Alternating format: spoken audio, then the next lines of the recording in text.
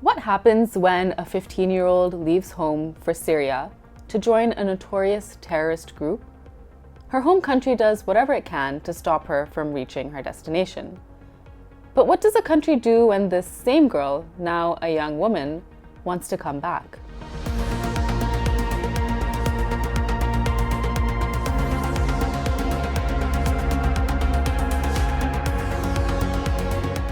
Hello and welcome to another episode of The Data Point. Today we're talking about the unique case of Shamima Begum and how countries are increasingly revoking the citizenship of those who joined terrorist groups.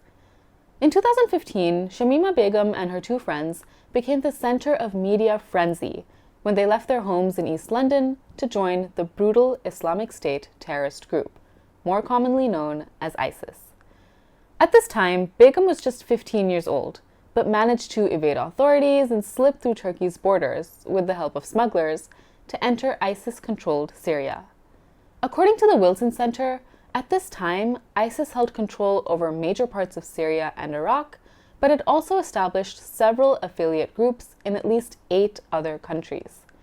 Their ability to influence people across the world to join their cause and help establish a so-called caliphate became a major homeland security threat. For example, ISIS's Egypt affiliate bombed a Russian airplane, killing over 200 people. Paris saw a series of coordinated attacks that left 130 dead. And in 2016, a gunman who pledged allegiance to ISIS killed at least 4 dozen people at a nightclub in Florida. The thing is, ISIS's propaganda wasn't limited to just violence.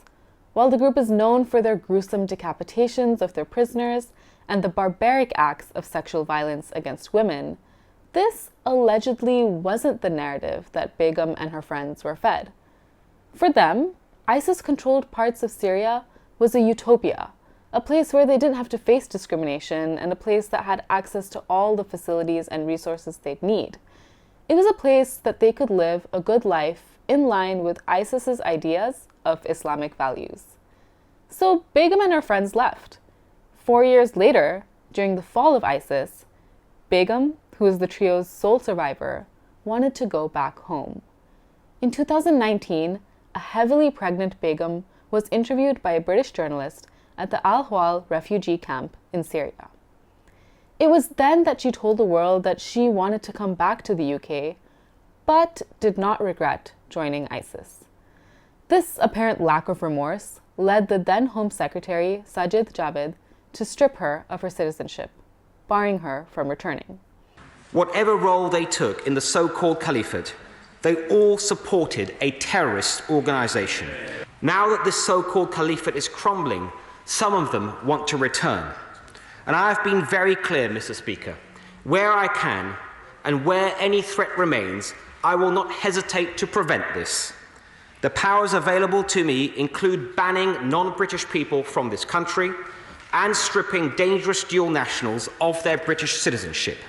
Over the past 4 years, Begum has repeatedly appealed to UK's courts to allow her back in. In her latest appeal, Begum's lawyers argued that the court's former judgments are unlawful because they didn't take into account that Begum was a victim of child trafficking and exploitation. But late last month, the Special Immigration Appeals Court said that while there was a credible case that Begum had been trafficked, she still posed a national security threat. Experts argue that in a post-9/11 world, countries are increasingly using the revocation of citizenship as a means to fight terrorism. But this strategy has become increasingly popular with the rise of ISIS and the increase in foreign terrorist fighters.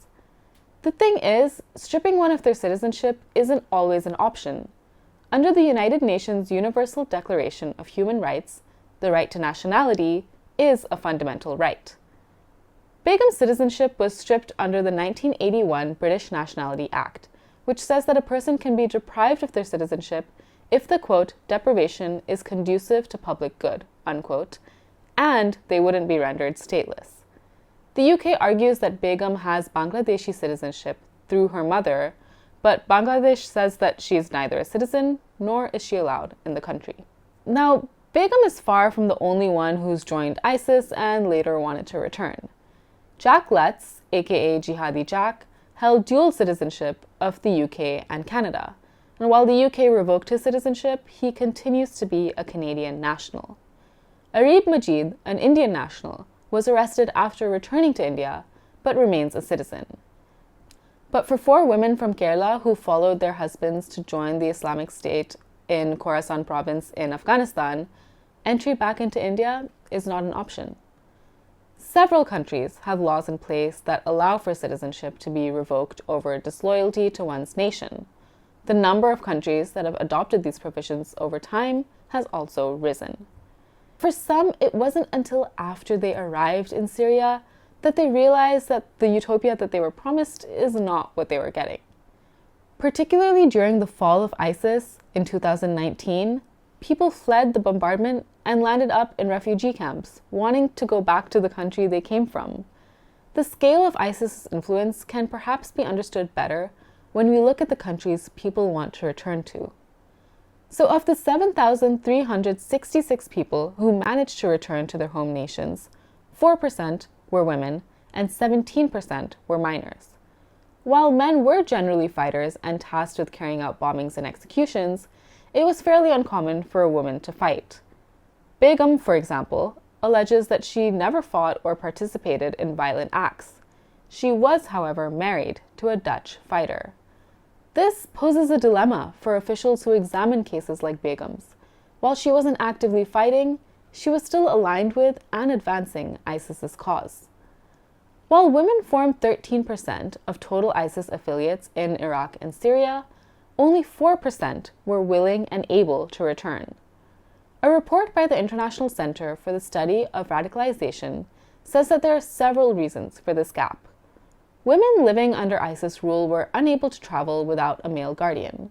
They were usually forced to surrender their passports on arrival, and trusting a human smuggler, especially if they have children, was a complicated and risky process. The report also states that in 2015, only 2 cases of Western women were reported to have escaped ISIS. So out of approximately 31,000 men who were ISIS affiliates, about 18%, or 7,000 or so, were able to return. However, only 5% of the nearly 5,000 women who were ISIS affiliates were able to return. 25% of minors made it back home. For now, Shamima Begum continues to live in the Al-Hwal refugee camp alongside thousands of other former jihadi brides and their children.